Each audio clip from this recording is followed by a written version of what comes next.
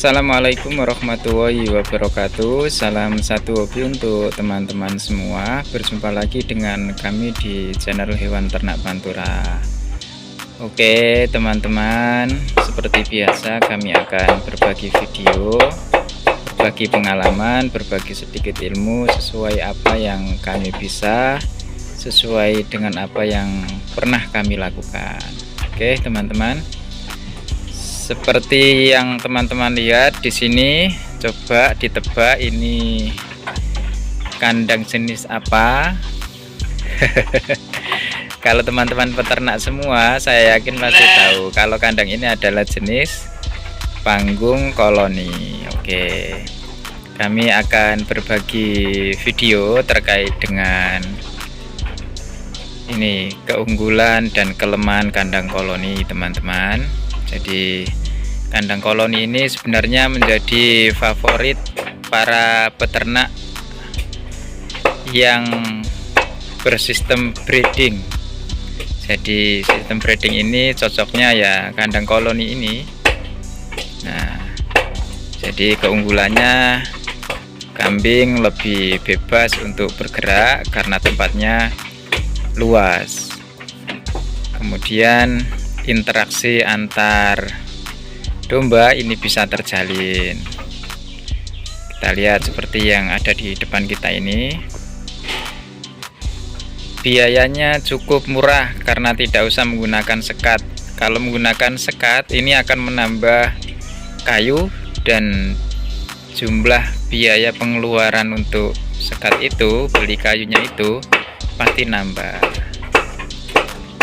Oke, jadi keunggulannya tuh teman-teman. Kalau kekurangannya sudah barang tentu, nanti akan ada yang ditanduk biasanya, berkelahi antara domba satu dengan yang lain. Apalagi kalau dombanya laki-laki, jadi akan sering tanduk-tandukan atau akan sering diserundul kambing-kambing yang lain. Tuh ya. Jadi kelemahan selanjutnya untuk kandang kambing koloni ini, nanti kalau ada satu saja kambing yang terkena penyakit ini akan lebih mudah tertular, teman-teman. Jadi karena interaksi atau hubungan antara kambing satu dengan yang lain ini akan mempercepat atau mempermudah penularan penyakit. Itu kelemahan yang selanjutnya. Kemudian kalau ada yang hamil, selain kambingnya atau dombanya jantan tadi, kalau ada yang hamil ini juga nanti akan mudah emosi. Kambing yang hamil itu akan mudah emosi seperti manusia juga sebenarnya. Jadi itu kelemahannya. Jadi paling tidak kita harus tahu kita membuat kandang koloni ini manfaat. Nah, itu ada yang diserundul. Manfaat atau kelebihan dan kekurangannya ini. Jadi kita harus antisipasi, teman-teman. Nah, itu sangat penting. Jadi ada kelebihan dan ada juga kelemahannya. Tinggal pilih mau habis biaya banyak tapi kambingnya cukup aman, habis sedikit tapi terkadang ada yang berkelahi seperti ini. Apalagi kalau domba atau kambing jantan atau yang tadi yang saya bilang sedang hamil tadi, biasanya emosiannya agak tinggi. Nah, oke teman-teman ya. Jadi sebenarnya kalau mau buat kandang ini kita harus berpikir terlebih dahulu manfaat dan kekurangannya, biar kita tidak menyesal di belakangan hari.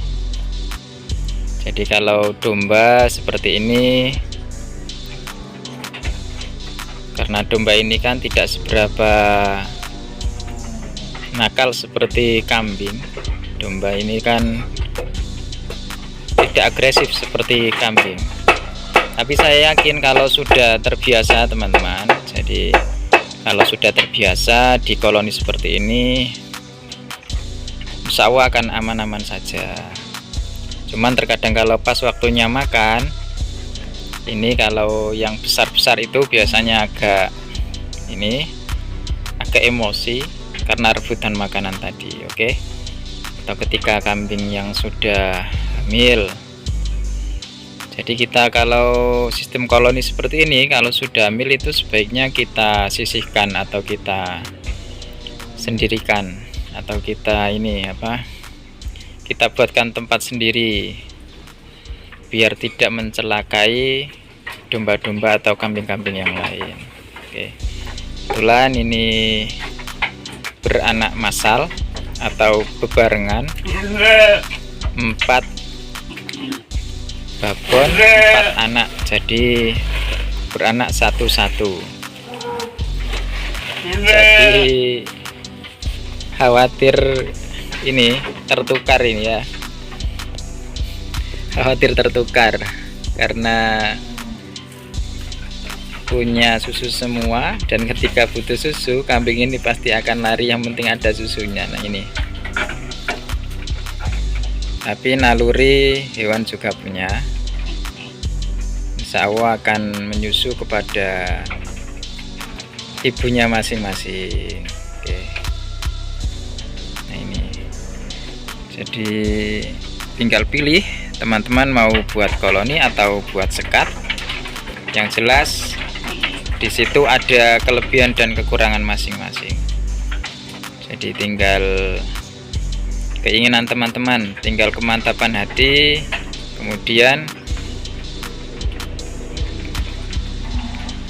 perkiraan biayanya juga sesuai dengan kemampuan kita, biar kita tidak menyesal di belakangan hari. Nah ini adalah kandang koloni sepanjang 8 meter kali 1,5 meter.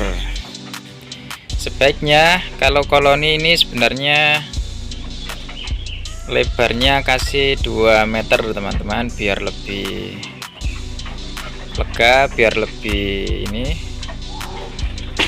geraknya lebih luasa. Kalau ini kan 1, atau 1,5 meter, saya kira kurang pas lah.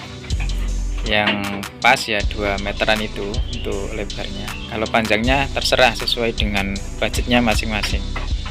Itu saran saja teman-teman.